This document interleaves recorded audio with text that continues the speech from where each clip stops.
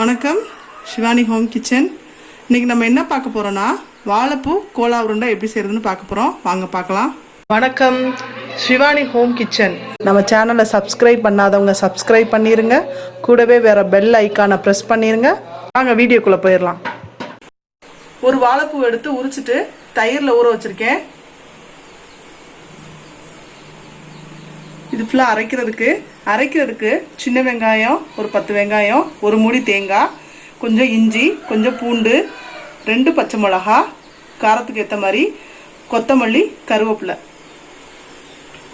பொட்டுக்கல்லையை நம்ம இப்போ நான் ஒரு கப் எடுத்திருக்கேன். தேவையான அளவு தான் போட்டுக்கணும். அதை அரைச்சிக்க போகிறோம். பொட்டுக்கல்லை மாவு தான் நம்ம யூஸ் பண்ண போகிறோம். 1/2 ஸ்பூன் கரம் மசாலா, 1/2 ஸ்பூன் மிளகாத்தூள், எல்லாமே 1/2 ஸ்பூன் தான் எடுத்திருக்கேன். ஜீரகம் 1/2 ஸ்பூன், சோம்பு 1/2 ஸ்பூன், மிளகு 1/2 ஸ்பூன். இப்போ எப்படி செய்யறதுன்னு பார்க்கலாம் வாங்க. இப்போ நல்லா வாழைப்பூவை கழுவிட்டு ஒரு இட்லி கொப்பரையில் நம்ம வேக வச்சுக்கலாம். ஃபஸ்ட்டு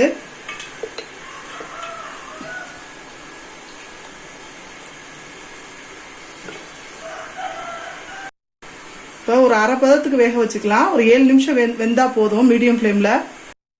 7 நிமிஷம் ஆனதுக்கப்புறம் இப்போ நம்ம திறந்து பார்த்துடலாம். இப்போ இதை நம்ம நல்லா புழிஞ்சிட்டு மிக்சி ஜாருக்கு மாற்றிடலாம். வாழைப்பூவை ஜாருக்கு மாற்றிட்டேன். இதோட கொத்தமல்லி, கருவேப்பிலை, வெங்காயம், பச்சை மிளகாய், பூண்டு, இஞ்சி, தேங்காய், மிளகு, சோம்பு, சீரகம் இது எல்லாத்தையும் நம்ம நைஸாக அரைச்சிக்கலாம். இதுக்கு தேவையான அளவு உப்பை இதோட சேர்த்துடுறேன். இப்போ இந்த மாதிரி அரைச்சாச்சு. இந்த அரைச்சி வச்சிருக்க பேஸ்டோட நம்ம எடுத்து வச்சிருக்க 1/2 டீஸ்பூன் மிளகாத்தூள், 1/2 டீஸ்பூன் கரம் மசாலா, இதை ரெண்டையும் அதோட சேர்த்துக்கிறேன். பொட்டுக்கடலை மாவு ஃபர்ஸ்ட் கொஞ்சம் கொஞ்சமாக சேர்த்துக்கிட்டு நம்ம உருண்டை பிடிக்கிறது பார்த்துக்கிட்டு அதுக்கப்புறம் சேர்த்துக்கலாம்.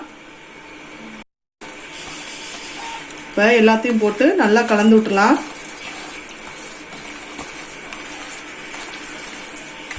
இப்போ இன்னும் கொஞ்சம் சேர்த்துக்கலாம்.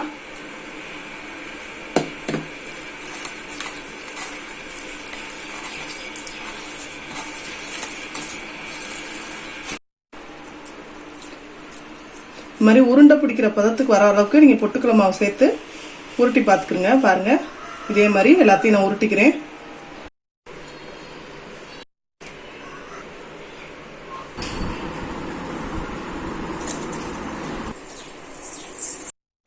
இப்போ நமக்கு ரெடி ஆயிடுச்சு. நம்ம எண்ணெயில் போட்டு எடுத்துடலாம்.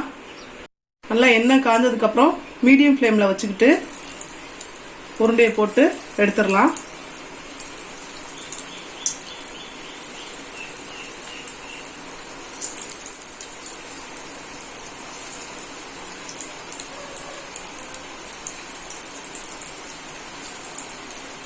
மீடியம் ஃப்ளேமில் வச்சு நல்லா வேக விடுவோம்.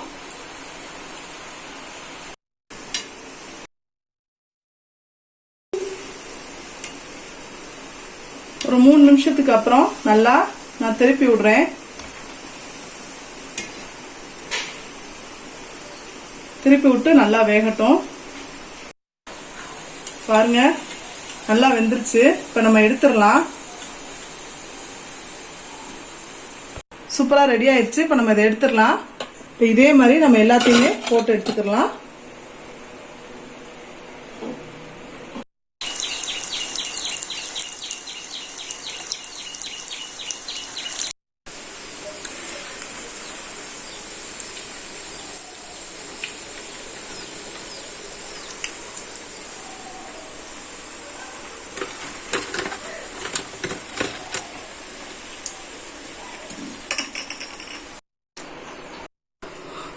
ஒரு ஹெல்த்தியான கோலா உருண்டை சூப்பராக ரெடி ஆயிடுச்சு. நீங்களும் ட்ரை பண்ணி பாருங்கள். ட்ரை பண்ணி பார்த்துட்டு லைக் பண்ணுங்கள், கமெண்ட் பண்ணுங்கள், ஷேர் பண்ணுங்கள்.